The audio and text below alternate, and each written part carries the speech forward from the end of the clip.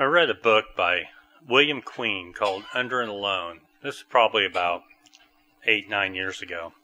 It's a story of Queen, an ATF agent, who infiltrated a motorcycle gang called the Mongols.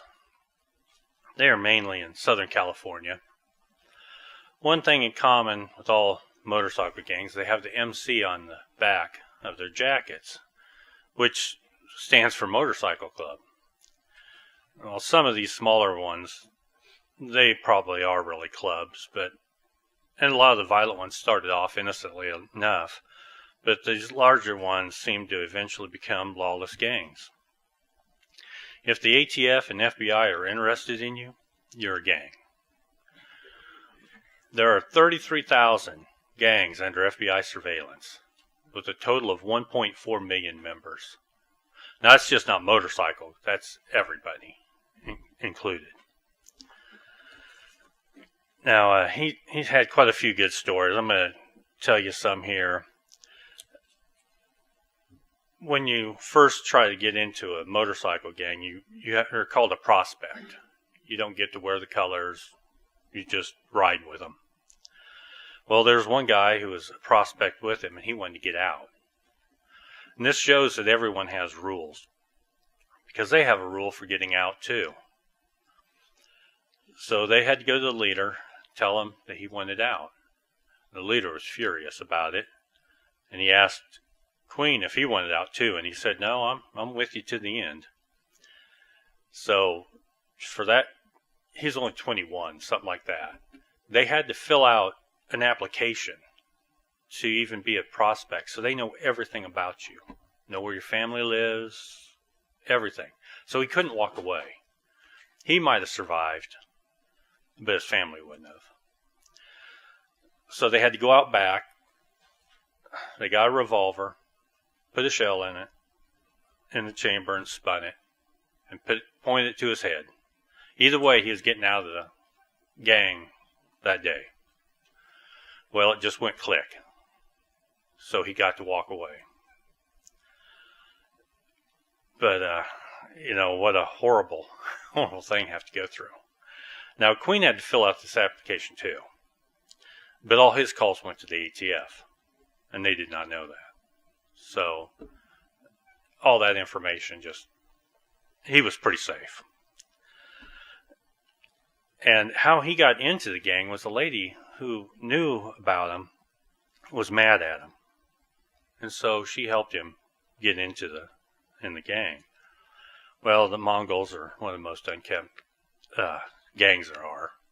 So he decided to grow his hair out and a beard and look the part.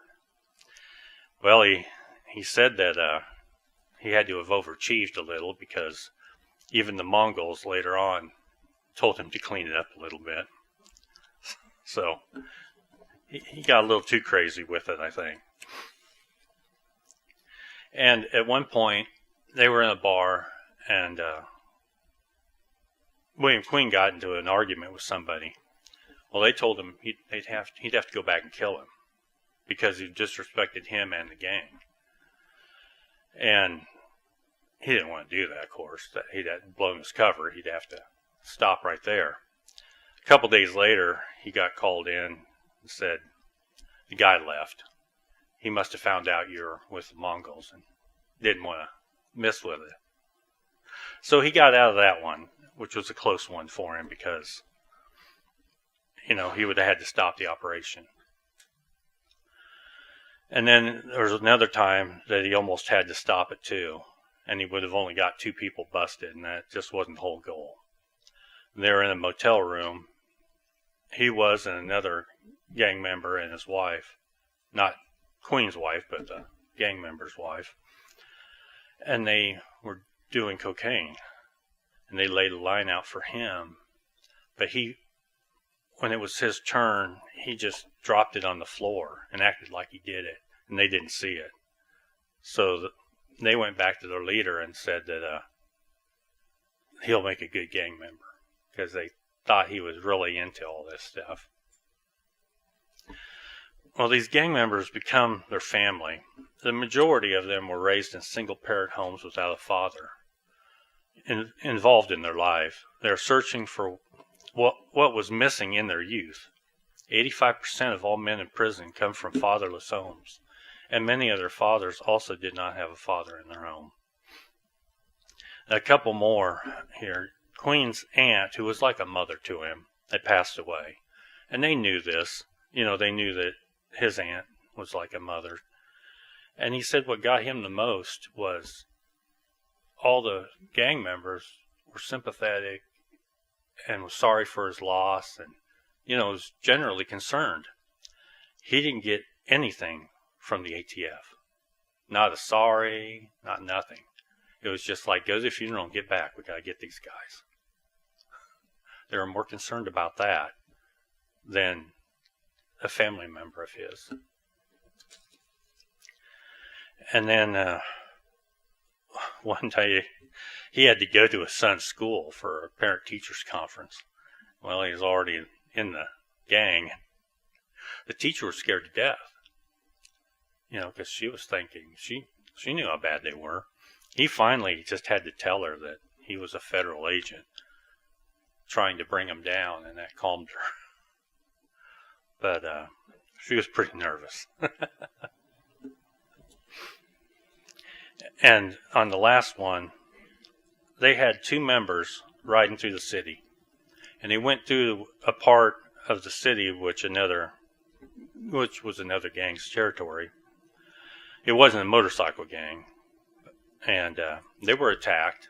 They weren't killed. And when they got back, they asked him what happened. And William Queen didn't witness this, and he wasn't in the gang when this happened. So he didn't know what they really done. But he says, as ruthless as they are, there's no telling how many people got killed from this other gang. And he said after it was done, one member could drive through that other gang's territory and they'd part like the Red Sea. They wanted nothing else to do with them. And this wasn't no, little gang. Well, at the end of 18 months, Queen had enough evidence. 18 months of this. That's just a long time. He had enough evidence that the agents came to do their arrest. By the time, he was like number 2 in his chapter. So he had all the information. They trusted him with everything. And so they raided it, and they were grabbing hundreds of these gang members. And they grabbed Queen and threw him in the car, and they take off. And he had a call from one of the members and asking if he was all right. They were concerned that maybe he got nailed. He goes, no, I'm all right. He was just hoping that that's all they're going to ask. Well, the other member said, we know who done it. We know who turned us in. He says, really? Who? He goes, the new guy, preacher. He's the one that done it. And he was from another gang who wanted to join him. So you can just join the gang. You don't have to go through any initiation. Well, he told him it wasn't preacher, he goes, because he didn't want to see an innocent guy die. So he asked him who it was, and he said it was him. And he goes, that was right there when I said that. He goes, well, the other is just quiet on the other end of the line, then it went dead. And he says, that's when I knew my death sentence was there. If I ever get caught by him, that'll be it. So without strong families, our youth are consistently in search of an identity. If these people in these gangs had a good family life, they would not be there. The boundaries they are searching for would have been there, and the rules would have been better. It is not like they're trying to run from the rules. They were looking for acceptance in family. They ended up accepting rules most of us would find unacceptable. It gives them a sense of belonging to wear the jacket and ride together with others of like mind. Just like we come here every Sabbath, like-minded. That's what they do. If our society would accept the rules of the Bible, these gangs would be non-existent. God has rules for his family of keeping the weekly Sabbath and the yearly ones. We keep those days which are commanded holy convocations. We just don't pick and choose. We're commanded to come. Believe it or not, these gangs also have mandatory meetings. And you'd better be in the hospital or incapacitated some other way, because the end result's just not good. God also has rules for families, so children will be raised with respect for him and for society. Our society thinks that they can abandon these rules without consequences. Family is whatever they decide should be called family, but it does not meet God's standard. The children are damaged. 63% of youth suicide is from a home without a father present. 90% of homeless and runaway teens do not have a father in their life. 80% of rapists come from fatherless homes.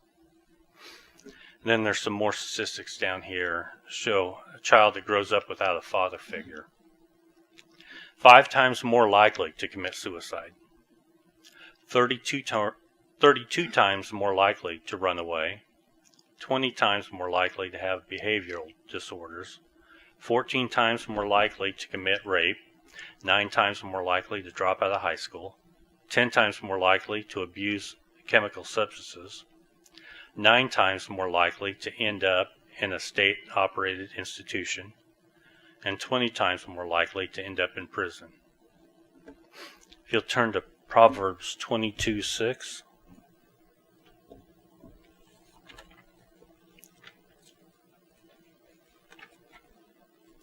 Proverbs 22:6. It says, "Train up your child in the way he should go, and when he is old, he will not depart from it." Which is basically saying, if they're raised right, they won't be seeking out these gangs, trying to find acceptance somewhere else where they shouldn't be. Boys growing up with a single parent father do not exhibit this increased rate of criminal or mentally ill behaviors, but our society typically gives the children to the mother.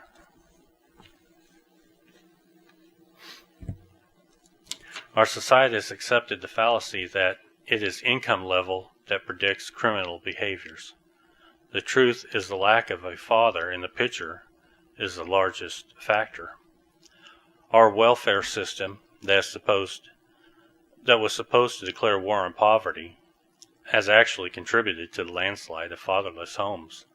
Many of the women-headed homes are not poor, but the mother's work and the father is absent. Income does not predict whether a child will have aberrant behavior. Statistics actually show that children in poor families with a father present do not exhibit the characteristics in the statistics I just quoted. At this point in time in our nation, only 45% of the youth under the age of 18 lives in a home with both their biological parents. In 1960, it was 73%. By 80, it was down to 61%. We are experiencing the consequences of these children raised without both parents, and the future does not look good. Another statistic that is not often looked at is a girl raised without a father is many times more likely to abort an unwanted child. Women raised in an intact home and very unlikely to ever abort a child at any time in their life. Even though 61% of abortions are done by women who already have children, most abortions are for convenience rather than the stigma of having it out of wedlock, child rape, or health of the mother. We know Satan is the destruction of the family, and God is family. Best way to get people away from the structure God intended is to destroy the family and remove the father figure. Children raised without a father have a hard time viewing God as a loving, giving father. I know we went through a lot of these verses before, but they're just good ones to review. If you'll turn to Malachi 4:6.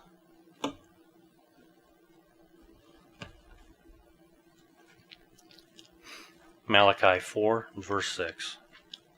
And he will turn the hearts of the fathers to the children, and the hearts of the children to their fathers, lest I come and strike the earth with a curse. I don't think they're turned right now. I mean, as bad as, the divorce and these gangs are just growing. Wish our church would grow like these gangs do. And if you'll turn to Ephesians 6, 1 through 4.